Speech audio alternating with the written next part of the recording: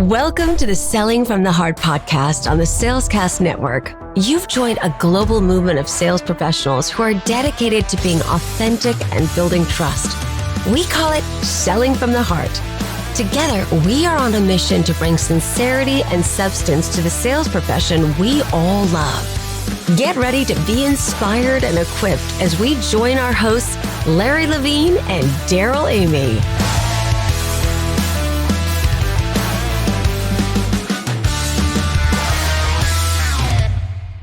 Does your CEO value trust and authenticity as a foundation of your company culture? If so, they'll love my award-winning book, Selling in a Post-Trust World. This powerful book dives into the principles of authentic leadership, showing how trust and meaningful relationships can drive real results. It's a must-read for leaders who prioritize people, connection, and culture. Now, you can send your CEO a free copy of this game-changing book. It's simple, free, and the perfect way to celebrate a leader who leads with heart.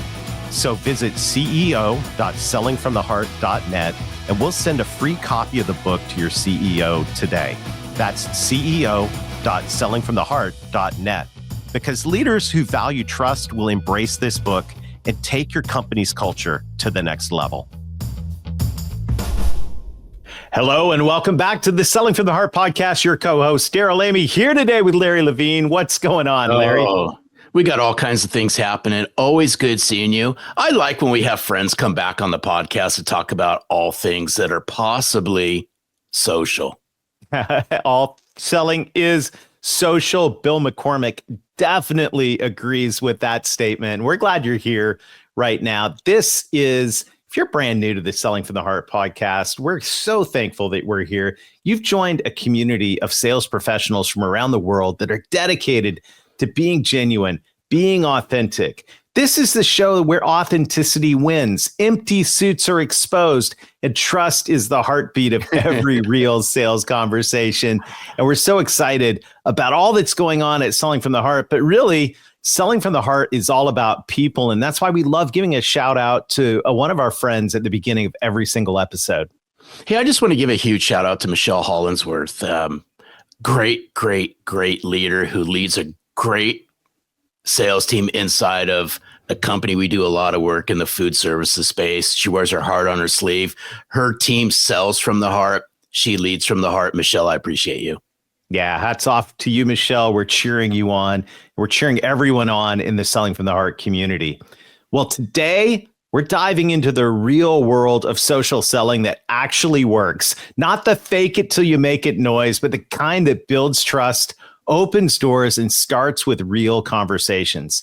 Our guest and our friend is someone who lives this out every single day. He's the co-founder of DigiSales and the host of the All Selling is Social podcast, a show dedicated to helping sales professionals embrace LinkedIn and social as a tool for authentic outreach, not cheesy cold pitches. So join us in welcoming Bill McCormick. He is a true pioneer in social selling done right. Bill teaches sellers how to show up digitally the same way they show up in person, with purpose, presence, and heart. His insights help sales teams and sales professionals ditch the spammy tactics and instead engage their networks with value-driven, human-centered messaging. And he's here today. Bill McCormick, welcome back to Selling from the Heart. It's great to have you here. Hey guys, it is so great to be here. I've been looking forward to this. I know we had some scheduling difficulties, but it was circled on my calendar. Like I can't wait to see this guy. I had a birthday this week, so this is like a birthday present for me. Oh, it's all good. I love me some Bill McCormick. Well, happy birthday to you, and your present back to us is to answer the question once again that every guest on the Selling from the Heart podcast answers, and that is, Bill, what does it mean to you to sell from the heart? Oh, this question, I love this question. I love to hear the answers every week when I listen. To me, we all sell from the heart all the time. And it's the condition of our hearts that determines how we sell from the heart. Good friend of mine, Jesus, said that out of the overflow of the heart, the mouth speaks. And in other words, the things that we say, that we type, or dare I say, that we act out comes out of what's stored in our heart. So really, for me, the real question is, what is good selling from the heart? And to me, that's serving It's finding out the true needs of our prospects and our clients and helping them fulfill those and reach those things that they need. And when we show up for them, not for a signed contract, not for a commission check, not to get to the next step in our sales process, that's when we sell from the heart, when we're good for them, and we're there for them. That's what good selling from the heart is for me. That's my final answer. Oh, hey, Bill, that is so good because, oftentimes if you want to sell from the heart, you got to have a good, healthy heart. And I'm glad that you brought up the condition of your heart. And there's going to be some people right up front are going to say, what are y'all talking about? This has nothing to do with sales. It has everything to do with sales. Because when you have an unhealthy heart, mind, body, spirit, all of that, it's hard for you to actually go out and sell from the heart. It can't happen. Absolutely. It can. And, it flows over the things that happen in our work because we're human. We don't separate ourselves.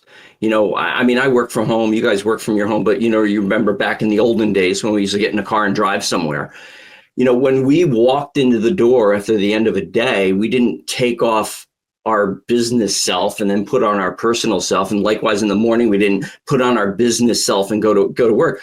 The things that happen in our lives overflow into every area of our lives. And so the more healthy we are in our heart, in our spirit, in our souls, I think the more we're able to show up for people, to be there with people, to empathize with people, to understand what they're going through.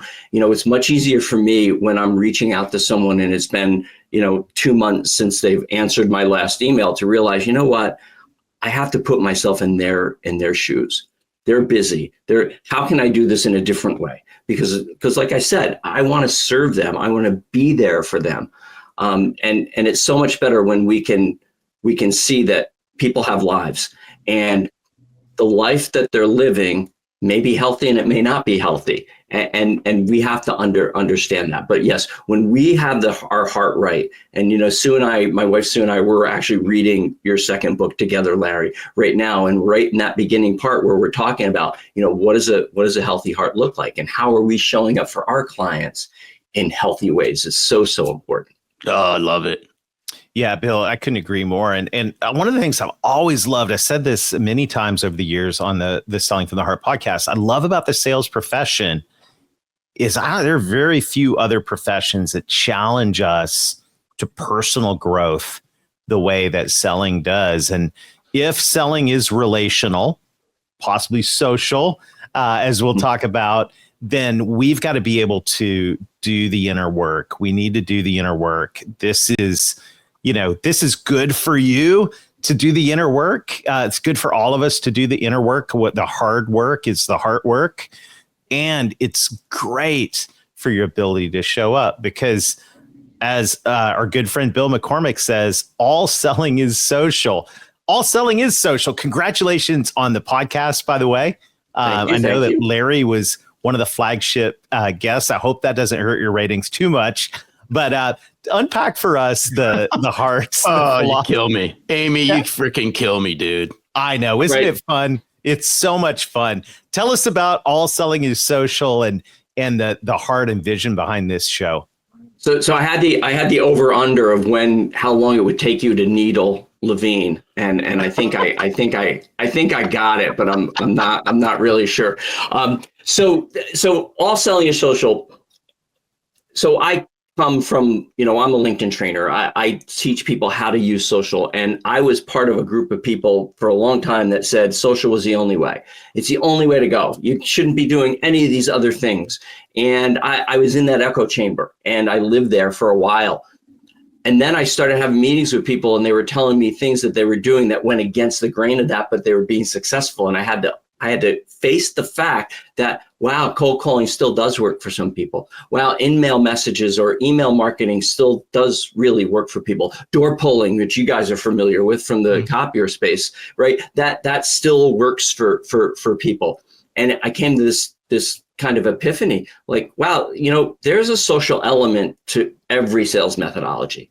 And I remembered back to when I was a kid and in the 70s, when I was growing up, my parents would talk about certain neighbors in the community or relatives, and they would say that they were antisocial. And I remember saying, what does that mean? Like it's a very 70s term, but it just meant that they didn't like people, and that they would yell at kids. They would keep their blinds drawn. They wouldn't go places. They wouldn't go to parties, and if they did, they'd come and leave, right? Especially relatives. And I thought, wow, so much of what we're doing right now in the sales world, especially on platforms like LinkedIn, is not social, it's antisocial. It's really just turning people off, and people don't understand. And so that's where the whole idea of all selling is social came from. And that on the podcast, we explore those things. And yeah, Larry was my second episode, and he was my first interview. And I really appreciate that. We've also had a number of Selling from the Heart alumni on, Liz Wendling, Aaron Hazakostas. Just last week, my friend Mark Hunter was on, and so we'll have to have Daryl on too one of these days. Oh, wonderful! You'll tank on that one, but nevertheless, I want to play on this antisocial. How'd you come to the conclusion this? Because I know where you're going, Bill, because I know you really well, but when you say a vast majority of the things on a platform such as LinkedIn are antisocial, unpack that for us, please, if you don't mind. Yeah. So just look in your DMs or your invites, people that are just selling and pitching and listen, I'm going to say that that's not their fault. They just don't know what to do a lot of times. But then there's people that know what they're doing, and they're doing bad things like lying. I had a guy reach out to me, CEO of a publishing company, sent me an email because my team and I read your book, and it was so great that we want to do all this stuff with you for it. I don't have a book yet, right? I'm writing a book. It says author on my, it says author. Yeah, right. Yeah, I mean, duh. Right. And I wrote him back and said, what book? I don't have a book yet. How do you think I can trust somebody who's reached out and lied to me and no reply? Right. Because they're scaling. So that's, another antisocial thing is we're scaling. We're sending these messages out at scale based on a client profile, based on a title, right? So mine said author. I'm sure you guys get all kinds of stuff like I do now about podcasts. Oh my goodness. How people, right? Yeah. And here's a couple of problems with that. So it is antisocial because you don't care about me. You just care about my dollar signs. You just care about my business. You're not starting from a place of curiosity. You're starting from a place of, I want to help you. And what you want to help me do is spend my money. You really don't want to help me. And the problem is, not only is that the problem, but I don't think they understand how much they're pigeonhole themselves, and they're like everyone else. They're being just like everyone else. Lead generation companies, podcast people, they all reach out in the same way. And so the tendency for me anyway is like, if I see lead generation in your title, you're gone. Because I can't trust you. And so and then there's the false platitudes. Oh, Bill, I love the last post you did. Or I love your content, very generalized. I love your content.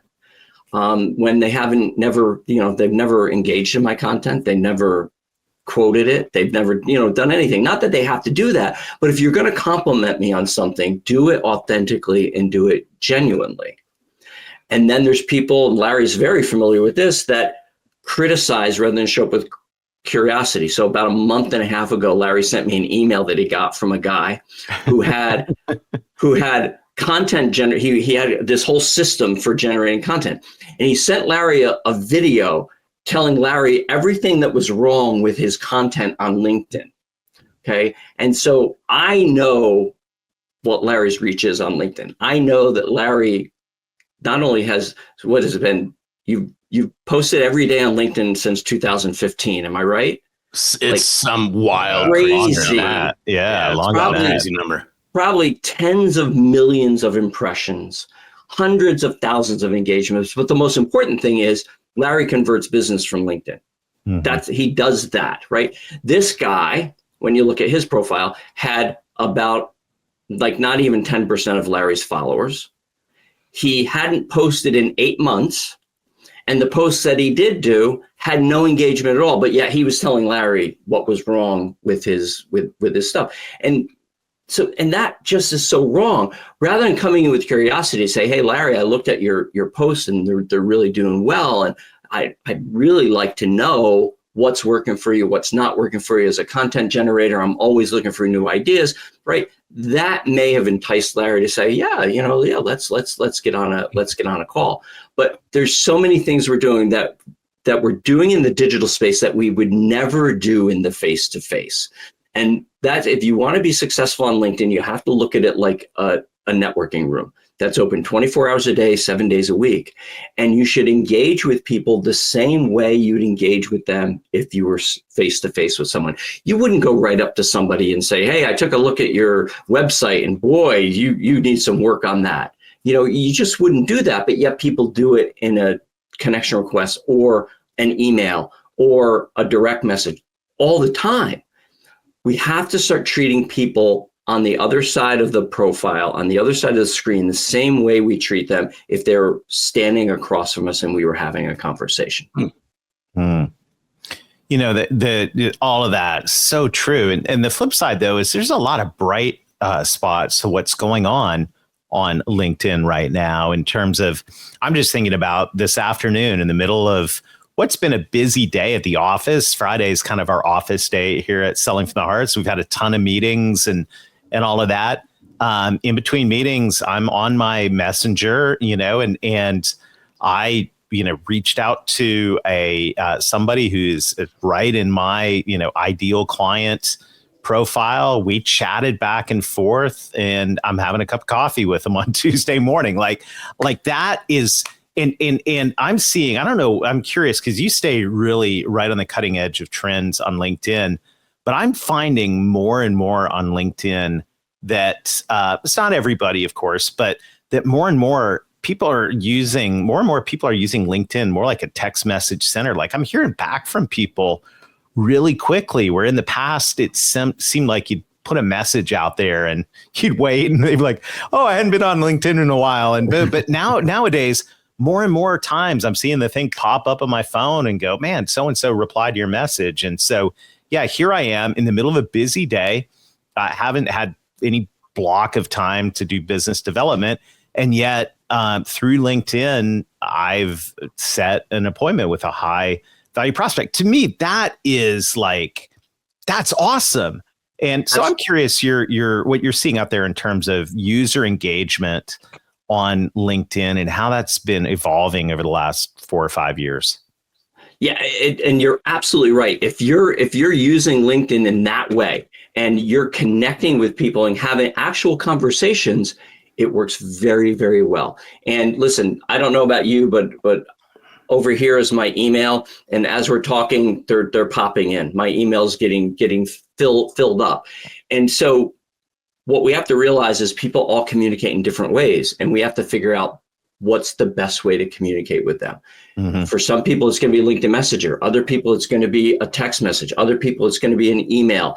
I've got some clients that will only communicate with me on WhatsApp. But yes, LinkedIn is being used more and more by people to have those conversations because it's instant, right? And mm-hmm. and you can talk right away. And that's worked very well for me in the same way, reaching out to someone, oh, hey, congratulations on that new position. And the next thing I know, we're on a call and we're talking about how they can be helped. Mm-hmm. What you have to resist the urge to do is jump in, and as soon as they reply to you, jump in with, hey, so Larry, mm-hmm. we'd love to have a 15-minute, sales call with you to talk about, that's what doesn't work. And mm-hmm. that's why some people, Daryl, that you reach out to will be standoffish at first. Of course. There's this trust factor that is, we all know it. There's just a struggle to gain trust. And so as soon as you try to go for that meeting, like right now, financial advisors seem to want to collaborate with me all the time. And I don't know why. I must be showing up on their suggestions a lot. And they want to have these networking meetings so that we can be referral partners. And I just try to tell them, look, I've got financial people that I work with all the time. I'm not going to refer business to somebody I've just met. And so we have to stop using LinkedIn as it's our main way of getting new clients. We've got to stop looking at it that way. We have to stop looking at it as the place where I'm going to find a list of clients and customers. And like you, we have to use it as a communication tool, use it as a place where you can find our clients. That's how I got started in LinkedIn. And it was my wife. Her boss died. We started our own business in the print promotional world, and she lost her email address. Like, she didn't have the email address that all of her clients that she worked with previously knew. And she was really the over deliverer. She was the one, when people had a problem, that's who they called. So when she wasn't at the company anymore, people wanted to know where she was. She went on LinkedIn and she found them on LinkedIn and she made connections with them on LinkedIn.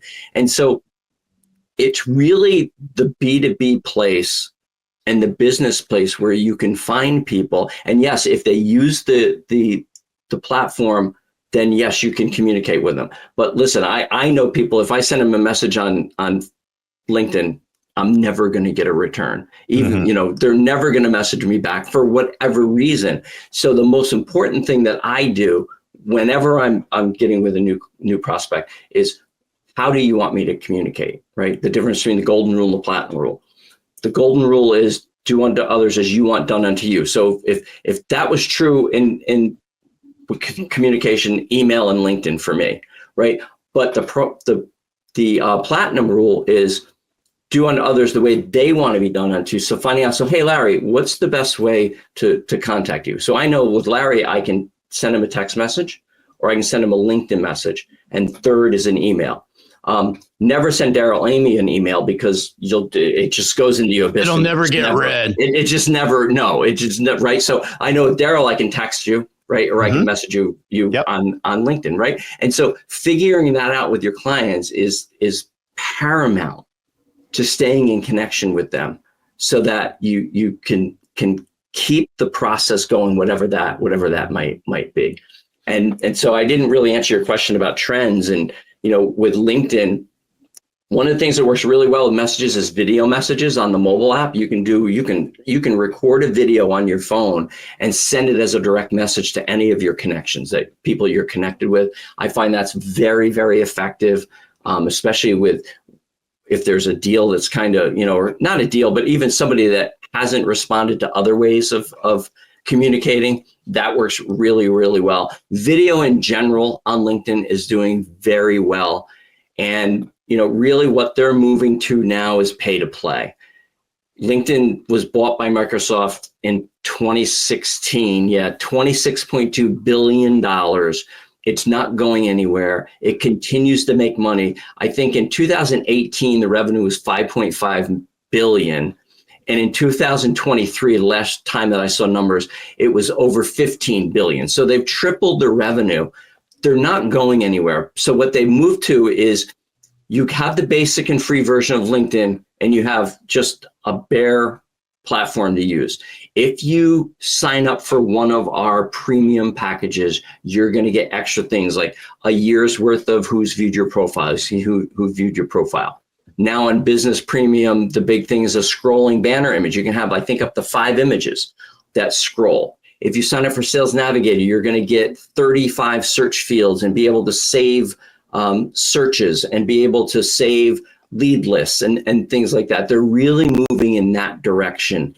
And so I think you'll see even more features come out for people who are willing to pay to play.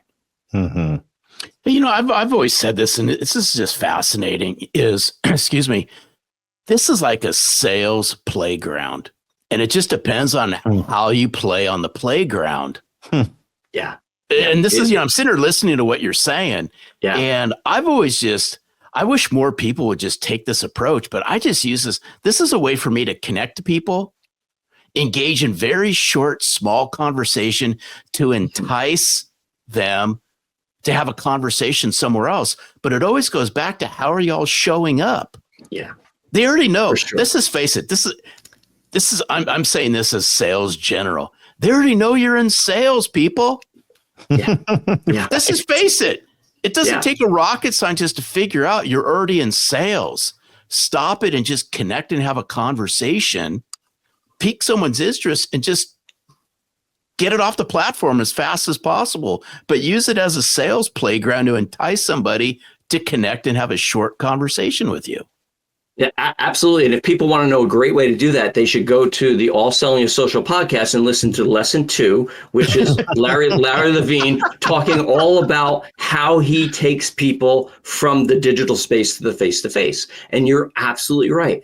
It's finding a way to connect with them and develop authentic relationships and provide meaningful value. Where have we heard that before? I've heard that a time or two somewhere. It works so well on LinkedIn. If you can build authentic relationships with people and you can show your value to them, they'll meet with you. They'll have a conversation with you. And a lot of that starts with your profile, as far as the meaningful value. Are people seeing meaningful value when they look at your profile? Or do they see these bombastic claims of the millions and millions of dollars you've helped your clients save, or the hundreds and hundreds of leads, or whatever it is? I see these profiles of these people and I look and I go, nobody believes that. And it can be true, very well can be true. But we're taught to say if it's too good to be true, it's too good to be true. I would much rather have people present themselves humbly, talking about the value that they bring. And again, where do you find that value? From your clients. What is the value that you're providing? You guys taught me that. Talking to your clients and finding out what is the value we provided for you, that I provided for you. And that's your value proposition. That's what you can tell people. So you put that up there, you create a value-centric profile that when people find it, they look and, I say lean in moments. I've got a 24-inch monitor and sometimes I read something and I go, and I draw I get 2 inches from the screen, right? You want to create that with your profile, that lean in moment where somebody looks and goes, oh, that's interesting. I want to know more. But instead, what people do is they either set it up as a resume that talks about how great they are, how great their customer service is. Listen, nobody cares.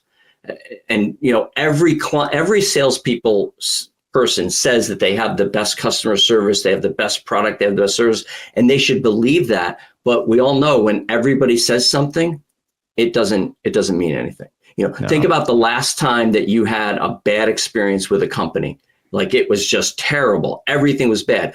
Go to that company's website and I bet you'll see awards for customer service. You'll see in their about section how they have world-class, world-winning customer service, right? But your experience was different. What does Larry Levine say? Perception is reality. So what we have to do is we have to create a perception on our profile that's real and true, that says, this is the value that I bring. Your about section shouldn't be a summary of all your great achievements, and it shouldn't be keyword stacked. It should be it should be resonating with your ideal clients. What are the challenges that they face? So showing that you know that.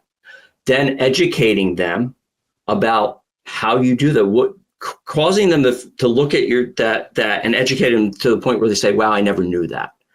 Right? And then differentiating yourself. What makes you different from anyone else? And then, for the love of all things holy, put your contact information in there. Put an email address in there. People don't know where to find your email address on your profile. They don't there. And that's why if you look at my profile, it's in my banner image, it's in my about section, it's in my experience section. Put your email address all over the place, because people will wonder, I wasn't sure how to contact you. I had a meeting with a guy in Bermuda who was a super user of LinkedIn. And we got to the meeting and we had trouble with it because he couldn't send me the invite. And I'm like, why didn't you send me the email? I couldn't find your email address. You don't know where to find the email because he was using the mobile version. Yeah, and you have to go someplace else to find the contact. So put your contact information. Like my mobile cell phone is on my profile. Yes, I get some spam calls, big deal. But about 3 weeks ago, I'm down making lunch, my phone rings and I looked and it was somebody that I hadn't talked to in 4 or 5 years. And she was calling because she found my number on my profile and she wanted to talk about LinkedIn. You know, so do that. Ladies, don't put your cell phone number on your profile. You'll not like the results. For old guys like us, well, Daryl's a youngin', but for old guys like us, we don't have to worry about that. I love it. Well, Bill, it is always fun having conversations with the guru of all things social. All Selling is Social. The podcast is out. I know folks are going, how else can I get more Bill McCormick in my life? Yeah, I think you can find me on LinkedIn. Okay, yeah. I think it's going to catch on. I think that actually might catch on. So find me on LinkedIn and listen, if you've got questions, the link in the show notes. Yeah, and I'll also give you a link to my calendar for people, because I love to give back to the community that's helped me so much. You know, I worked with Daryl and Larry for a while, and I can tell you the stuff that they train and teach and talk about here, they actually do it. I've been on sales calls with these guys. They live and they walk the talk. And so I want to give back to the community. So I'll throw my calendar out to you guys. Schedule a call with me. I'd love to find out how people are leveraging the platform, what's working, what's not working, and give you some insight at the same time. And then you can also check out my website, allsellingisocial.com, and you can find the podcast on Apple Podcasts and on Spotify. Wherever fine podcasts are sold. Good, Bill. Always good seeing Bill McCormick. Thank you. Always great to see you guys. Thank you so much for having me on again. And when the book is out, we'll do this again. So fun. So fun. Thank you, Bill. Larry, always fun talking to Mr. Bill McCormick. And he is I love this tagline for the podcast. It's so spot on. All selling is social. It's so true. And we just have to, I've always said, we got to stop figuring out how LinkedIn works and just show up as you would normally show up, face to face, engage in conversation, connect. Again, this is like a sales playground. What rules are you playing by on this playground? I love it. I mean, I could talk to Bill for hours, but again, it's just, how are you connecting? How are you engaging in conversation? They already know you're in sales. Stop being a salesperson. Watch what starts to happen on this platform. Yeah, I love it. And I love it. And if you think about LinkedIn, what was it? 2007. Now we're 17 years in. This is what's been cool is how it's become infrastructure. Like it's part of my everyday life. And it's same part here. of so many people's everyday life now. So let's be good actors in this and let's show up with authenticity, real value, and watch what happens when you do that. So thanks for joining us today. We're so thankful for everybody in the Selling from the Heart community. We really, really love hearing from you. If we're not connected on LinkedIn, let's fix that. Reach out to me, reach out to Larry. We'd love to connect. And we'd love it if you would share this show on LinkedIn as well and let other folks know that there are people just like you out there who believe in selling from the heart. Yeah, and we're doing this together. It's not just Daryl and I, it's the whole Selling from the Heart community. So we appreciate you. Thank you for waving the flag. As Daryl mentioned in the beginning, it's our mission to eradicate all the empty suits. So let's all join together. We'll have fun doing it, and we'll raise the bar in the sales profession. Once again, thanks for joining us today. Until next time, keep being genuine, keep being authentic, keep building trust, be social, and most of all, sell from the heart.